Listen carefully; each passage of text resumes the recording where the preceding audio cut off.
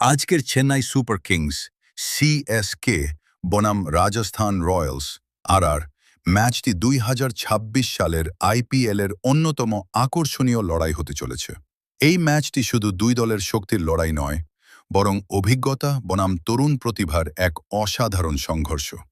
ম্যাচের প্রেক্ষাপট আইপিএল মানেই উত্তেজনা, প্রতিদ্বন্দ্বিতা এবং অনিশ্চয়তা। সিএসকে এবং আর দুই দলই আইপিএল ইতিহাসে সফল ও জনপ্রিয়।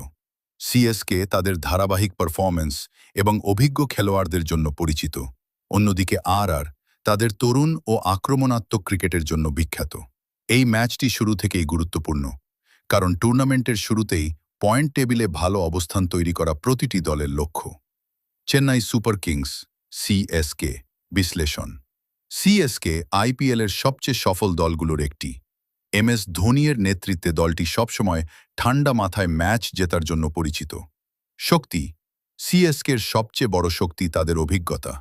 দলের মিডল অর্ডার অত্যন্ত শক্তিশালী, যেখানে ম্যাচ শেষ করার ক্ষমতা রয়েছে।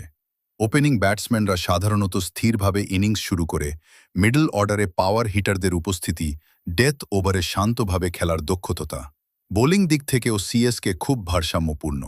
স্পিনাররা মাঝের ওভারগুলোতে রান আটকে রাখতে পারে, আর পেসাররা শেষের দিকে উইকেট তুলে নিতে সক্ষম। দুর্বলতা। তবে সিএসকের একটি বড় দুর্বলতা হল ফিল্ডিং।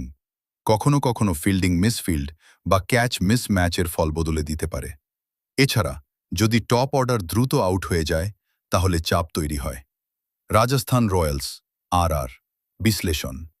আর সবসময় আক্রমণাত্মক ক্রিকেট খেলে।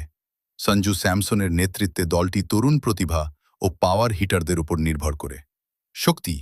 আর এর সবচেয়ে বড় শক্তি তাদের ব্যাটিং লাইন আপ। ওপেনাররা দ্রুত রান তুলতে সক্ষম, মিডল অর্ডারে ম্যাচ ঘোরানোর ক্ষমতা। ফিনিশাররা শেষের দিকে বড় স্কোর করতে পারে। বোলিং দিকেও আর শক্তিশালী, বিশেষ করে স্পিনাররা এবং ডেথ ওভারের বোলাররা গুরুত্বপূর্ণ ভূমিকা রাখে।